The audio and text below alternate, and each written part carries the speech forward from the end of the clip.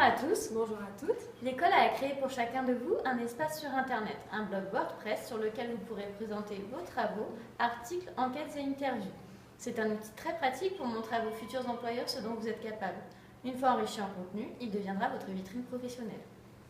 Nous allons vous guider dans la première prise en main de votre blog. WordPress vous permet de laisser libre cours à votre imagination grâce à ces outils très instinctifs. Un seul thème est imposé à tous les blogs, mais vous pourrez le personnaliser. Voici quelques exemples de ce que vous pouvez faire.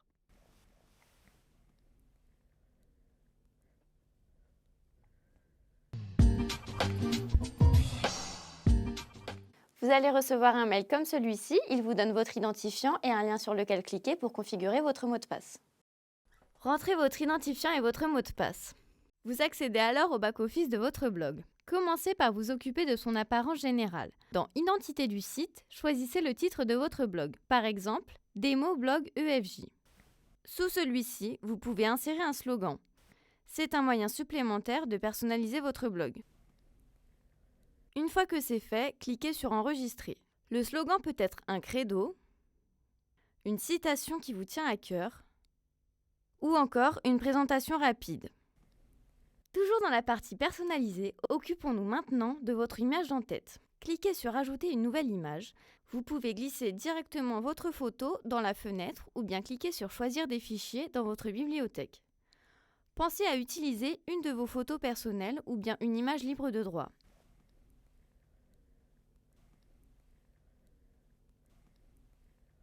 Cliquez sur Sélectionner et rognez votre image. Ce thème recommande d'utiliser une image de 1260 par 240 pixels.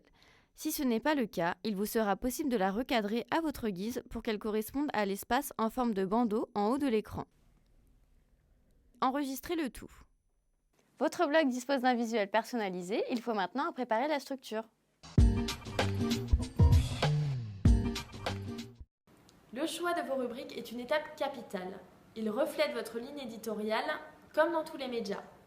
Un thème est imposé à tous les blogs, vous ne pourrez donc pas créer de catégorie WordPress. Il va donc falloir ruser pour les créer. Vous devrez pour cela créer des pages. À titre d'exemple, créons 2 rubriques qui apparaîtront sous forme d'onglets et choisissons leur ordre. Il faut aller dans Pages, cliquer sur Ajouter une page, que nous nommerons par exemple À propos. Choisir l'ordre et cliquer sur Publier. Créons de la même manière une deuxième rubrique.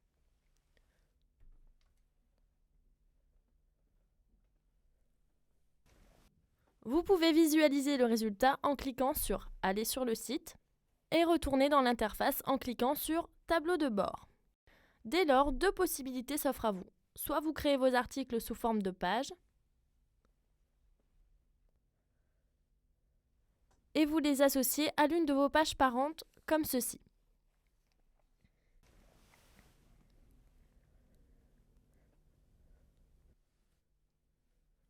On voit bien que l'article Mon CV est associé à la rubrique À propos. Soit, deuxième possibilité, vous créez votre article en cliquant sur Article.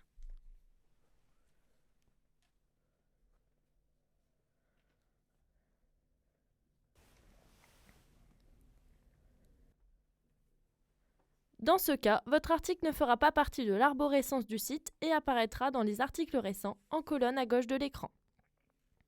Une fois ce principe intégré, vous pouvez créer des articles, en changer l'ordre et l'appartenance à volonté.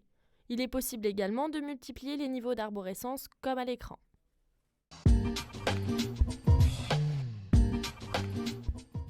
Maintenant que vous avez installé la structure interne de votre blog, vous pouvez éditer un article. Soit vous le saisissez directement dans le back-office, comme ceci, soit vous l'intégrez à partir de votre logiciel de traitement de texte.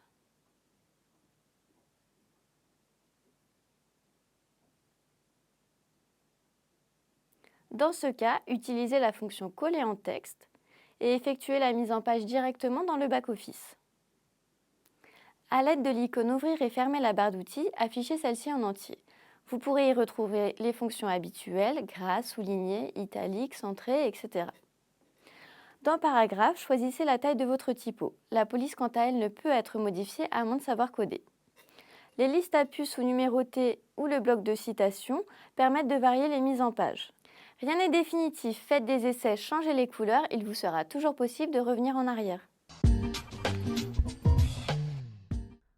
Pour faire un lien cliquable, sélectionnez les mots souhaités, puis cliquez sur « Insérer un lien » avant d'inscrire l'adresse web de destination. N'oubliez pas de cliquer sur « Mettre à jour ». À l'écran, votre lien cliquable apparaîtra en gras et en couleur.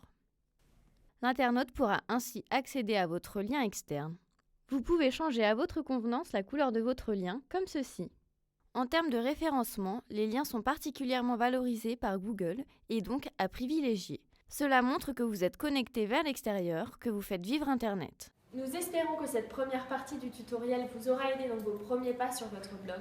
WordPress possède encore bien d'autres fonctionnalités. Prenez le temps d'explorer le back-office. Nous vous invitons à suivre la deuxième partie qui vous montrera comment enrichir votre blog avec des photos et vidéos et vous donnera quelques conseils de référencement.